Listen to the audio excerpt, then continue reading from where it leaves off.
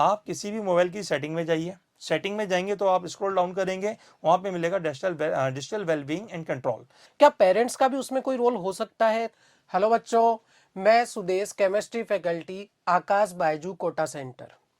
बच्चों, आज जो टॉपिक हम आपसे डिस्कस करने वाले हैं कि एग्जाम के लास्ट डेज में, लास्ट महीनों में जो अपनी प्रिपरेशन होती है, उस समय बच्चों पे प्रेशर बहुत ज्यादा होता है और सिलेक्शन जो है वो प्रेशर के इन्वर्सली प्रोपोर्शनल है। अब प्रेशर को कम कैसे किया जाए ताकि सिलेक्शन हो, उसके लिए सबसे अच्छा टूल है बेटे टाइम मैनेजमेंट। और टाइम मैनेजमेंट को लेकर के दो सबसे इंपॉर्टेंट बातें होती हैं। टाइम टेबल बच्चे का सही होना चाहिए, और दूसरा इंपॉर्टेंट, आज के जमाने में एक फैक्टर और जुड़ गया है कि बच्चे के पास टाइम है ही नहीं, और उसका बहुत बड़ा कारण है मोबाइल का यूज, मोबाइल का वेस्ट यूज। एग्जैक्टली उसका अगर आप अच्छा यूज ले रहे हो तो कोई दिक्कत नहीं है, लेकिन बेटा अगर फालतू यूज ले रहे हो आप मोबाइल का, तो उस वजह से आपके पास में टाइम बहुत कम बचता है। तो उस टॉपिक को डिस्कस करने के लिए मेरे साथ है अनिल सिंह यादव सर, आकाश बायजू, एक्सपर्ट जूलॉजी फैकल्टी, जो आप हमें बताने वाले हैं कि किस तरह से मोबाइल का सेल्फ कंट्रोल करना चाहिए बच्चों को, और जो मोबाइल में टूल आता है डिजिटल वेलबींग, उसे कैसे यूज लिया जा सकता है। Okay, thank you sir. Hello बच्चों एंड पेरेंट्स, कैसे हैं आप लोग? तो बच्चों, आज सर ने बड़ा वैलिड क्वेश्चन लिया है कि कैसे टाइम मैनेज करें। जैसे आप लोग भी जिस प्रेशर को देख रहे हैं, लगातार सिलेबस कंप्लीट होते जा रहे हैं, सिलेबस भाग रहे हैं, और अल्टीमेटली एग्जाम के डेट बहुत ज़्यादा पास आ गई हैं। तो बच्चों, अब यहाँ पे है क्या, एक बड़ा फैक्टर आया मोबाइल। जो अगर हम लोग अपनी बात करें, हम लोग के ज़माने में मोबाइल होता ही नहीं था, हम लोग के लिए कोई यूज नहीं था उसका। मतलब जो भी करना है, स्टडी के अलावा अगर समय जा रहा है तो थोड़ा बहुत म्यूजिक सुन लिया, उसमें समय जा रहा है। या आपके पेरेंट्स भी शायद यही करते रहेंगे, एक बार उनसे डिस्कस करिएगा। तो बच्चों, अब ये जो मोबाइल आया, इसने आपके लाइफ में क्या क्या चेंजेस लाए। तो टेक्निकली अगर आप देखें तो आप मोबाइल का यूज किस लिए कर रहे हैं। अब बहुत बार होता क्या है, फिजिक्स केमिस्ट्री कर रहे हैं तो आपकी थोड़ी सी कैलकुलेशन है जिसमें उससे हेल्प मिल जा रही है। लेकिन इसमें मैं आपको रेक्टिफाई करना चाहूँगा, जैसे नीट है, नीट के एग्जाम में तो कैलकुलेटर अलाउ ही नहीं है, और अगर आपको इसकी आदत पड़ गई तो यकीन मानिए आपको वहाँ पे जो कैलकुलेशन मिस्टेक है वो बहुत ज़्यादा होंगी। अब वो कैलकुलेशन मिस्टेक होंगी, अब आप घर आके आप जब उसको मिलाएंगे, आपको लगेगा यार सिली सी मिस्टेक हो गई, गुणा करना था, भाग करना था, या वैल्यू ये निकलनी थी, वो वैल्यू नहीं निकली। तो कहीं ना कहीं ये बहुत बड़ा इश्यू बन जाएगा आपके लिए, अगर आपको कैलकुलेटर का, मोबाइल का यूज करने की आदत पड़ गई है। फिर सेकंड चीज, आखिर आप यूज कर क्यों रहे हैं। अब ये क्वेश्चन मेरा आपसे है, इवन पेरेंट्स से भी है, कि बच्चों को देखें वो मोबाइल में यूज क्या कर रहा है। तो जितना भी, जैसे मैं लगातार बच्चों से मिलता हूं, हम लोग के यहाँ एक प्रोग्राम चलता है अपना बेटा, उसमें हम लोग अपने स्टूडेंट से मिलते हैं, मतलब वीकली या ट्वाइस अ मंथ हम लोग उससे मिल रहे हैं। तो मैं लगातार उनके मोबाइल को चेक कराता हूँ या खुद भी करता हूँ। तो देखने को क्या आ रहा है, अधिकतर उसमें यूट्यूब पे, इंस्टाग्राम पे ये रील्स वगैरह देखने में बच्चों का समय जा रहा है। अब थोड़ा सा इसका एक ये भी मान लीजिए एडिक्शन है, कि बच्चा बैठा है, उसने एक रील स्टार्ट की, एक के बाद एक देखता चला गया, कब आधा एक घंटा निकल गया सर पता ही नहीं पता ही नहीं लगता है। लगता। तो जब मैं बच्चों से पूछता हूँ इतना समय कैसे गया, बोलते हैं सर पता ही नहीं लगा, हमने तो स्टार्ट किया था, फिर थोड़ी देर बाद पता लगा ये तो बहुत सारा समय जा चुका है। तो टेक्निकली बच्चों ये बताओ, सिलेक्शन में क्या ये रील या इंस्टाग्राम कहीं अहमियत रखता है। अगर मोबाइल का यूज है तो एक अच्छा यूज कर सकते हैं। जैसे कभी फॉर्मूला देखना है, कोई थ्योरी समझ में नहीं आ रही, या कुछ अपने जैसे आकाश के अपने आई ट्यूटर पे हम लोग के वो पढ़े हुए हैं जो वीडियो लेक्चर्स पढ़े। हैं, आप उनको देख सकते हैं, उससे आपके वो कहीं ना कहीं कॉन्सेप्ट बिल्डिंग होगी। लेकिन अगर अननेसेसरी मोबाइल का यूज हो रहा है, कहीं ना कहीं सिलेक्शन आपका खतरे में है। तो जैसे अभी एक और सर ने बड़ा अच्छा सा वर्ड यूज किया, डिजिटल वेलबींग। अब ये है क्या, और बहुत से लोगों को इसके बारे में भी नहीं पता है। तो जैसे जो स्टूडेंट हैं वो तो सब जानते हैं डिजिटल वेलबींग क्या है, लेकिन पेरेंट्स अवेयर ही नहीं है। अवेयर नहीं और है बहुत सर। बार सर पेरेंट, जैसे कोटा जैसे शहर में जो पेरेंट है, वो बहुत ज़्यादा मतलब एक डेवलप्ड सिटी से नहीं है, या मतलब वी कैन से मेट्रो से नहीं है। तो वो टेक्निकली उसमें उतना अवेयर नहीं है, या मतलब शायद वो जानता भी हो लेकिन उस पर फोकस नहीं कर रहा है, ओके। या बच्चा कहीं ना कहीं उसको मैनिपुलेट कर दे रहा है कि मेरा यूज किस में हो रहा है। तो जब मैं पेरेंट से बात करता हूँ तो वो भी नहीं मिलता है। तो इसमें बड़ा सिंपल सी चीज़ है सर, आप किसी भी मोबाइल की सेटिंग में जाइए, सेटिंग में जाएंगे तो आप स्क्रॉल डाउन करेंगे, वहां पे मिलेगा डिजिटल वेलबींग एंड कंट्रोल। जब उसको क्लिक करेंगे तो आपको दिखने लगेगा कि पर डे मोबाइल का यूज क्या है, वीकली यूज क्या है। एक तो ये आया, उसमें आवर्स आ जाएंगे कि कितना घंटे ओके। आपने कल के दिन यूज किया है, पहली चीज क्लियर। फिर उसके नीचे देखेंगे, उसके नीचे लिखा होगा इंस्टाग्राम कितनी देर है, फेसबुक कितनी देर है, क्रोम कितनी देर है, मैप चला या क्लॉक चली, वट जो भी है। इवन अगर आई ट्यूटर होगा तो लिख के आ जाएगा आई ट्यूटर, या आपने किसी भी चीज को सर्व किया वो उसमें लिख के आ जाता है। तो उसको आप एक बार देखिए कि बच्चा आखिर यूज कहाँ कर रहा है, या इवन अगर स्टूडेंट खुद चेक कर रहा है तो यूज कहाँ पे कर रहा है, कितनी देर कर रहा है। अब आप लोग को लग रहा होगा कि इस चीज को जो मैं जनरेट कर रहा हूँ ये है क्या। जब मैंने स्टूडेंट्स को इसके थ्रू फाइंड आउट किया, बहुत से स्टूडेंट का सर जो स्क्रीन टाइम था मोर देन 8 और 9 आवर्स था। सर सुन के मैं बहुत आश्चर्यचकित ज्यादा हो समय। गया। कोचिंग 7 घंटे पढ़ रहे हैं, 8 घंटे मोबाइल चल रहा है, 8 एंड 7 15, बाकी समय सोने या मतलब क्या कर रहे हैं। तो जब मैंने उनको इस चीज को फोकस कराया तो उन्होंने कहा कि एक काम करते हैं सर, हम अपना ये जो डिजिटल वेलबींग का डाटा है हम आपको शेयर करने लगते हैं स्क्रीनशॉट लेके। मैंने कहा वेल एंड गुड। जब वो मेरे पे आने लगा तो यकीन मानिए सर कुछ बच्चों ने उसको 30 मिनट तक कर दिया है।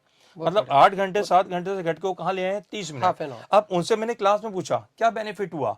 बोले सर जब आपको भेजना होता है ना तो भी एक रहता है कि अगर इतना ज्यादा भेजूंगा अजीब सा लगेगा, तो इस बहाने कम से कम उन्होंने यूज करना छोड़ दिया। और ये कब तक करना है, आपका जो भी एग्जाम है, नीट है, आईआईटी है, वहां तक आपको केवल अपने पे कंट्रोल करना है। सर उनके मार्क्स में भी इम्प्रूवमेंट हुआ होगा फिर? बहुत ज्यादा सर, मतलब वो मार्क्स मार्क्स क्या मतलब आप टेक्निकली समझिए ना, अगर उसने एक पार्ट से फोकस हटाया तो स्टडी के लिए समय मिला, बिल्कुल। पहले स्टडी के लिए मिल ही नहीं रहा था, तो हाँ। उसके जो नंबर हैं वो भी बढ़ गए। अच्छा, इसमें एक छोटी सी चीज मैं और ऐड करना चाहूंगा। जैसे अभी आपको जो बोर्ड पे दिख रहा है, यहाँ पे एक सिंपल सी कॉन्सेप्ट लिखी है 777+3। What is the meaning of this 7773? तो यहाँ पे है क्या सर, जैसे अगर हम लोग इसको समझे, 7 घंटे टेक्निकली कोई भी बच्चा कोचिंग में रहता है, कोचिंग वाले उसको पढ़ाते हैं, बिल्कुल। ठीक।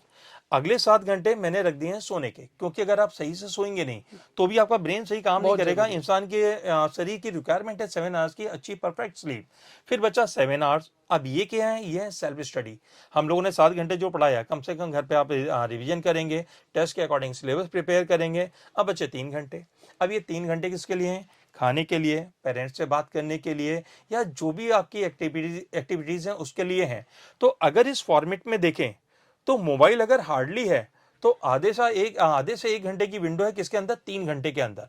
और बाकी समय आपका किसके लिए, पेरेंट्स है, मतलब जो भी अपने वेलबींग के लिए करना है। जैसे मैं अभी कुछ चीजें भी सजेस्ट करूंगा कर क्या सकते हैं। अब इसमें से अगर 3 घंटे के अलावा मोबाइल के यूज को आप रखो तो किसी ना किसी 7 पे इम्पैक्ट पड़ना है। कोचिंग टाइम नॉर्मली इंपैक्ट नहीं करता है क्योंकि बच्चा आता है, अटेंडेंस उसके घर पे जाती है तो उस प्रेशर में वो आता है। फिर 2 बचे 7 आवर्स, एक स्टडी का एक स्लीप का।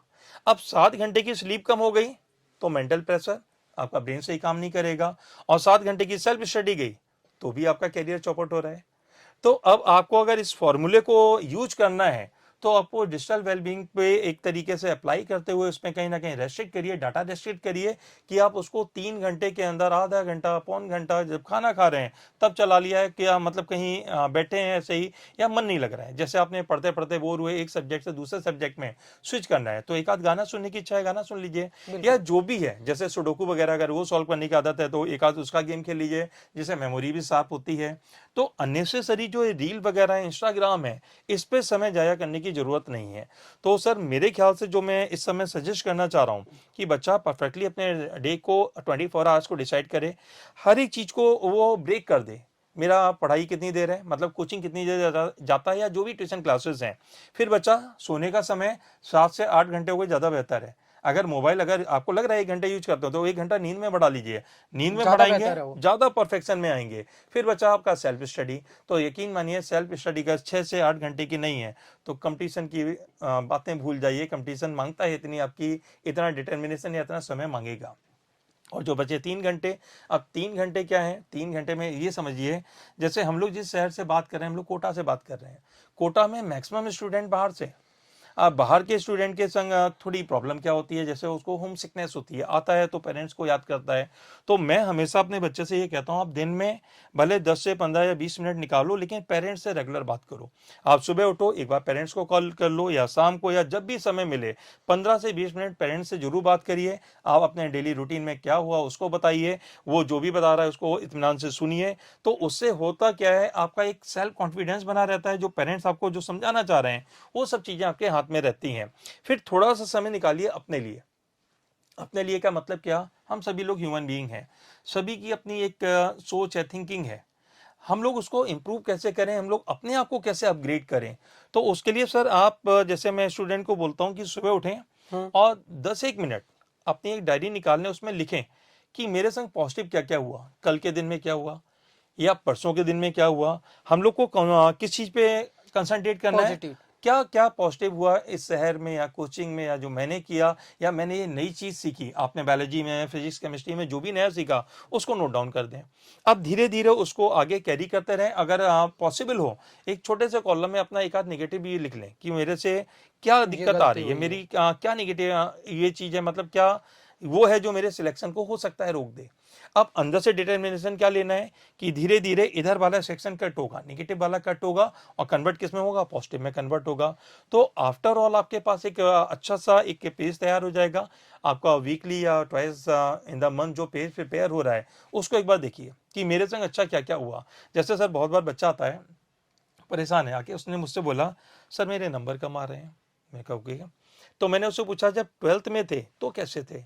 बोला सर 12th में तो ये सब कुछ भी नहीं आता था मुझे। तो मैंने कहा यार आपको देखने का नजरिया भी चेंज करना पड़ेगा, थोड़ी सी पॉजिटिविटी लाओ। आप ये सोचो अगर सेम पेपर हम लोग बिना तैयारी के करते, ये जो हम लोग की मतलब एक तरीके से हेल्प मिल रही है उसके बिना करते, तो बोला सर इसमें से कुछ भी नहीं आता। तो मैंने कहा अगर आपके 720 में से 400 या 500 भी आ रहे हैं तो आप ये क्यों नहीं देख रहे हो कि आधे से ज्यादा मेरा काम हो चुका है। अब सिलेक्शन के लिए क्या चाहिए, 85% चाहिए। भाई 100% तो सभी के नहीं आते हैं, 1-2 साल से आ रहे हैं, वरना 720 बाई 720 नहीं आते हैं। सिलेक्शन 600, 610, 615 पे हो जाता है। तो अगर 85% चाहिए तो 40-60% आप हो। अब भाई बचा कितना है, 25% ही तो बचा है। अब जैसे ही सिलेबस खत्म होगा एडिशनल टाइम आएगा, कोचिंग हट जाएगी, क्लासेस हटेंगी।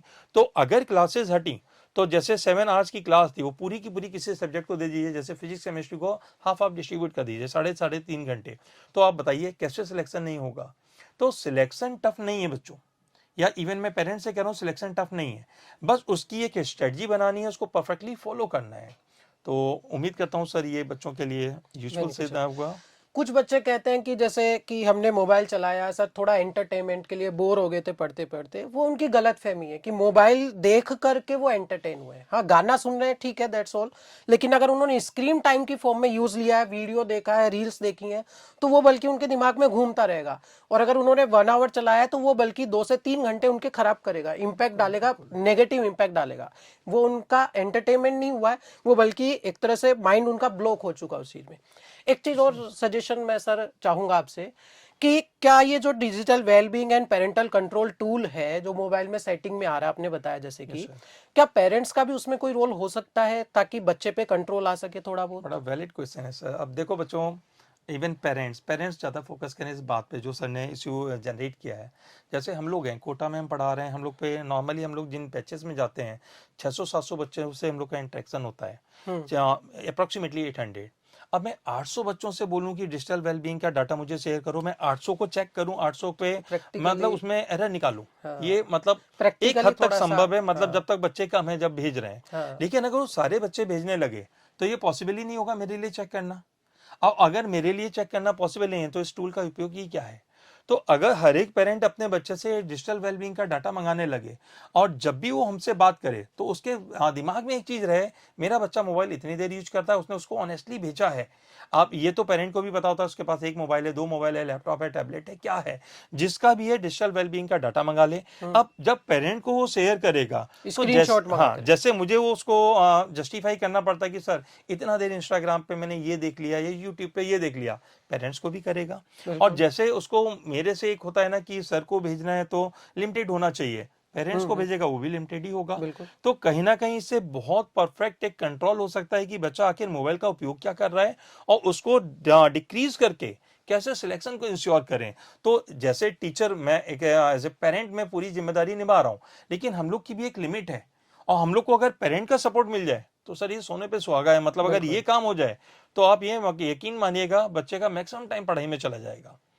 तो पेरेंट्स से मेरी गुजारिश है, अगर आप इस चीज़ को सही समझें तो डिजिटल वेलबींग के डाटा का रोज सुबह स्क्रीनशॉट मंगाया करें। हाँ, ये याद रखें वो स्क्रीनशॉट ऐसा ना हो कि टाइमिंग लिया गया हो। जैसे बहुत बार बच्चों ने शुरू में क्या किया, स्क्रीन टाइम उन्होंने देखा, क्लिक किया, मुझे भेज दिया। अब एक्चुअली में वो सुबह के समय वो 30 या 40 मिनट यूज हुआ था क्योंकि कोचिंग चल रही थी, अब वो जाके शाम को यूज कर रहे हैं। तो जब भी आप डिजिटल वेलबींग का डाटा मंगाएंगे, अर्ली मॉर्निंग प्रीवियस डे का आप चेक करेंगे। जैसे मैंने आज, जैसे आज है बुधवार, आज सुबह बच्चों ने शेयर किया तो मुझे सोम और मंगल का दिख रहा है, वो दिख रहा है, उसका बार दिख रहा है, वो बार है कहाँ पे। अब वो जब मुझे अगले दिन भेजेगा तो बुधवार का बार भी होगा और मंडे ट्यूसडे का भी होगा। बहुत बार उसमें भी फ्लक्चुएशन देखने को मिली है सर, कि प्रीवियस डे कुछ आया, उसके बाद कुछ आया। मैंने बच्चे से पूछा, बोला सर फलाना ऐप डिलीट किया, ये किया, लेकिन मैं समझ गया कहीं ना कहीं गड़बड़ है।